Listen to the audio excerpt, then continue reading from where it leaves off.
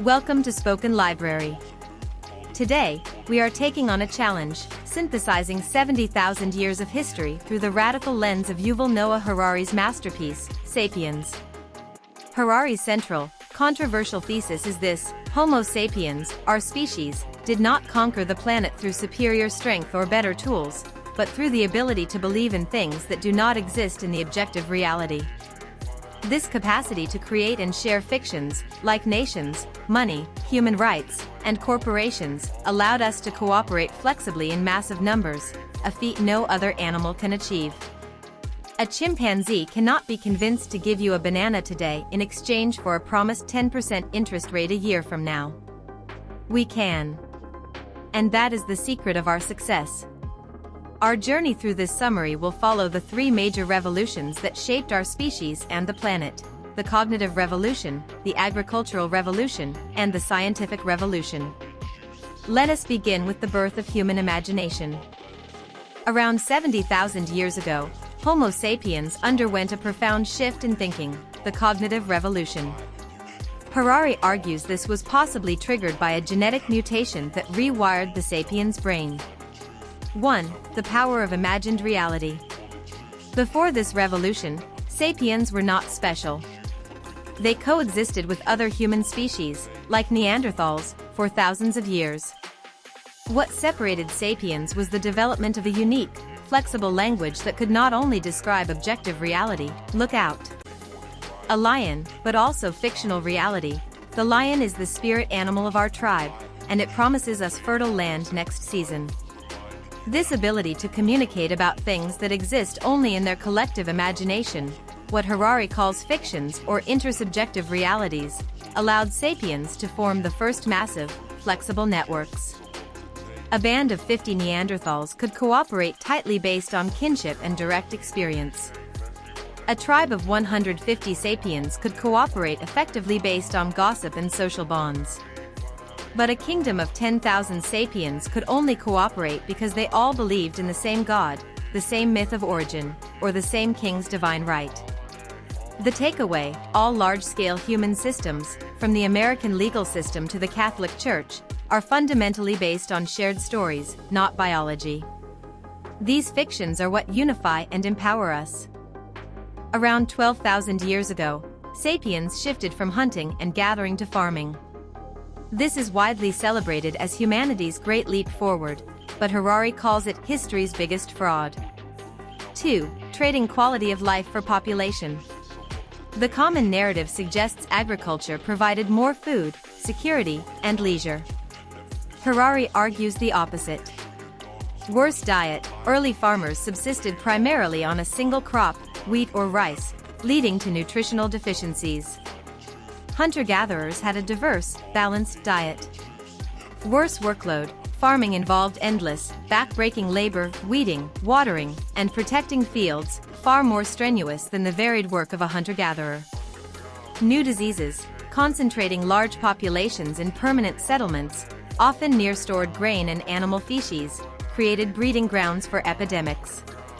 We, as a species, became subjects of the grains we domesticated.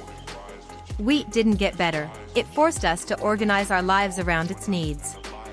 The fraud, Harari suggests, was this: the agricultural revolution did not improve the average sapien's life, it simply allowed the species to multiply rapidly. We optimized for population size and survival at the expense of individual well-being. The takeaway: this revolution cemented the pattern of human history, sacrificing individual happiness for collective power. After the agricultural revolution, three great forces, all built on shared fictions, began to knit fragmented tribes into a single global society. 3. The Trinity of Unification. Money, the universal fiction money, is the greatest story ever told. It is a system of mutual trust based on imagining value in intrinsically worthless objects, like paper or electronic digits. Crucially, money is the only trust system that can bridge every cultural gap. A Christian, a Muslim, and a Buddhist may disagree on God, but they all agree on the value of $1 or €1. Money allows frictionless global exchange. Empires, the universal identity empires, though often brutal, were the primary way human cultures merged. They assimilated diverse peoples and spread common ideas, technologies, and laws across vast territories, paving the way for a single global culture. Religion, the universal morality. Religious fictions, particularly universal religions like Christianity, Islam, and Buddhism, broke the tribal rule of local gods. They provided a common set of values and ethics applicable to all people everywhere, facilitating cooperation on a massive, inter-ethnic scale. These three forces moved us from a world of isolated groups to a single, unified global civilization. Beginning about 500 years ago, the scientific revolution transformed Sapiens from a passive observer of history into its primary agent. The key breakthrough was the admission of ignorance. Scientists admitted they didn't know everything, creating a constant pursuit of new knowledge and the power that comes with it. 4. The challenge of happiness. Now that Sapiens has acquired godlike creative and destructive powers, able to design new life forms, overcome famine and plague, and even engineer our own bodies, Harari asks the most profound question: are we happier? The evidence is murky. The pursuit of growth and power has arguably made us more stressed, anxious, and destructive to the planet. We have external power, but often lack internal peace. Harari concludes with a warning: having mastered the ability to manipulate genes, minds, and algorithms, Sapiens is rapidly evolving into Homo Deus, God-man. The final revolution will be the one where we redesign ourselves. We are becoming the masters of our own evolution, but we have no blueprint for what we want to become, and we may be trading our consciousness for raw power. The takeaway: Sapiens conquered the world through fiction and science. The question now is, what do we want? And, more importantly, what do we want to want? Sapiens asks you to step back from the taken-for-granted realities of your daily life. Here is your immediate, actionable step from Spoken Library today. Identify your core fiction. Take one of the central forces in your life: money, career, political party, or national identity, and ask yourself, what is the story I tell myself about this, and what would happen if I suddenly stopped believing it?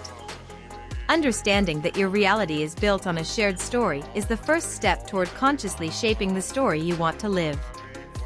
Thank you for tuning into Spoken Library. If this summary inspired you to question the foundations of your world, please hit that subscribe button and share this episode. Until next time, keep questioning the story.